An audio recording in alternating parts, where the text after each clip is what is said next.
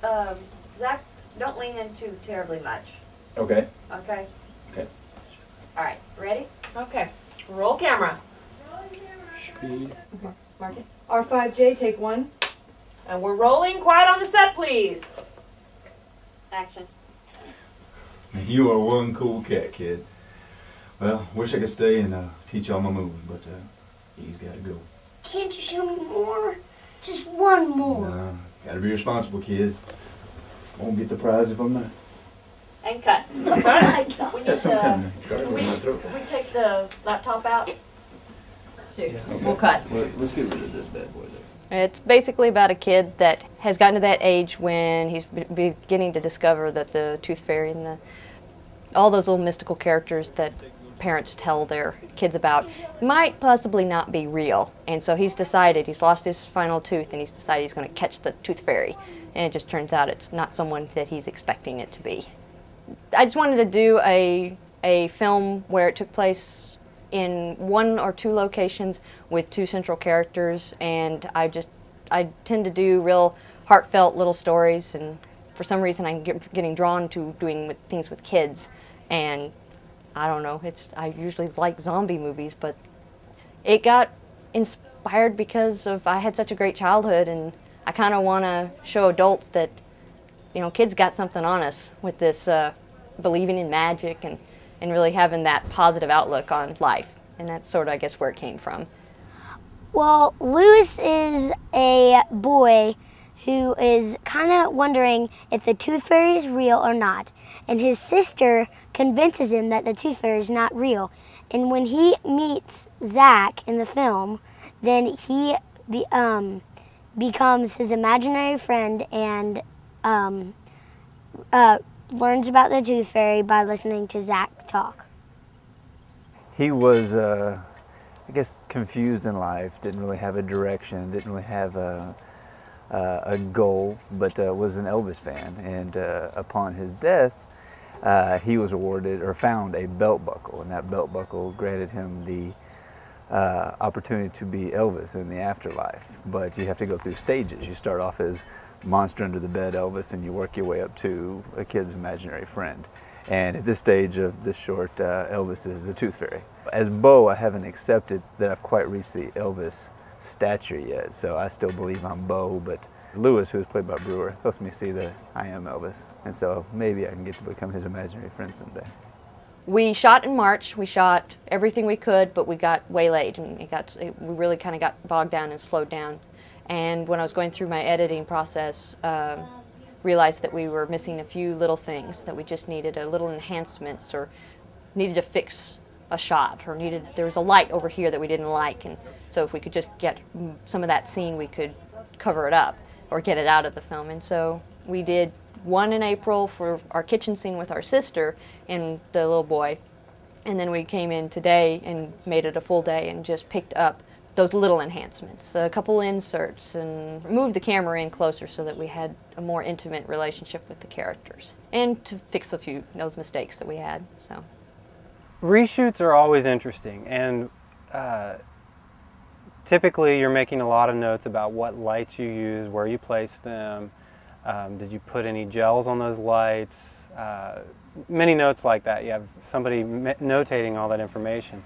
Well, even if we would have had that information for this shoot, it wouldn't have mattered because we didn't have the same lighting package to use. So what we had to do is recreate the same look with completely different lights. And that, I must say, was a challenge. The idea is that Elvis appears and we're giving him sort of a stage lighting, and there's like a spotlight on him, and he has this sort of magical blue backlight that follows him wherever he goes. So that was the tough thing to pull off as we switched angles, is we somehow needed to pull off that with a very low ceiling. Our production designer put up black styrofoam to sort of act as a negative bounce for our lighting, so as soon as we put the spotlight effect, it didn't just bounce everywhere because of a white ceiling. By having the black, it allowed it to stay dark around the spot so we could still achieve that spotlight effect. So kudos to John for pulling off that excellent negative lighting effect.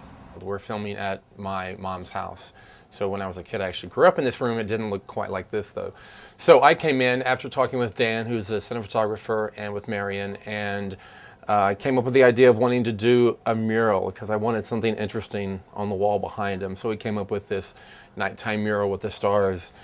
I helped acquire the props and all the set dressing, all the toys, and just all these toys that appear have a whole story behind them. A lot of this stuff belonged to me when I was a kid, or belonged to my sister, or we found, or whatever. And a lot of it, this is all shown in the opening credits, which is really cool.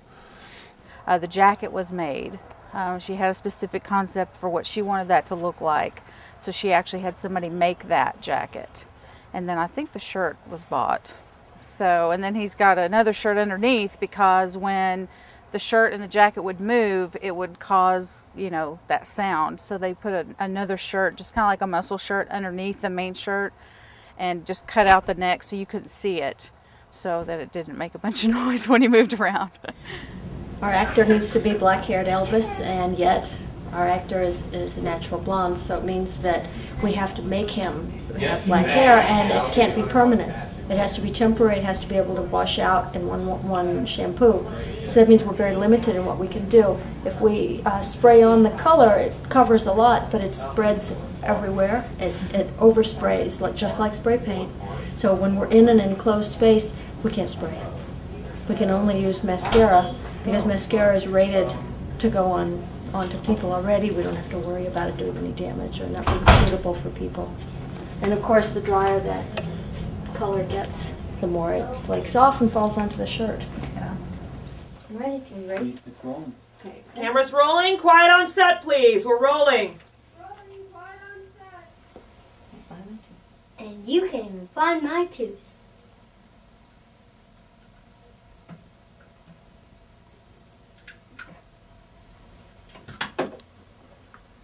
And cut. Or tell Slate. Tell Slate. Okay. And that's a cut. Moving on. Yep. If you want to preserve your performance with your young actor, it's very good to get them off set as much as possible and not let them stay on set to be lit, because what they do is they want attention, and so they go and they go and they go and they go, and then you go, okay, we're going to film now, and then it's almost impossible to get them to do what you need them to do because they're tired out and they're restless and they've been on set for so long. So the best thing is to find a teenager or someone a little older that's about the size or can kneel and be about the size of the child actor, so that you can get him off and you can rehearse offset, and then they come on very fresh and ready to go, because now they're on the spot, they're in front of all the lights, and then their energy comes up.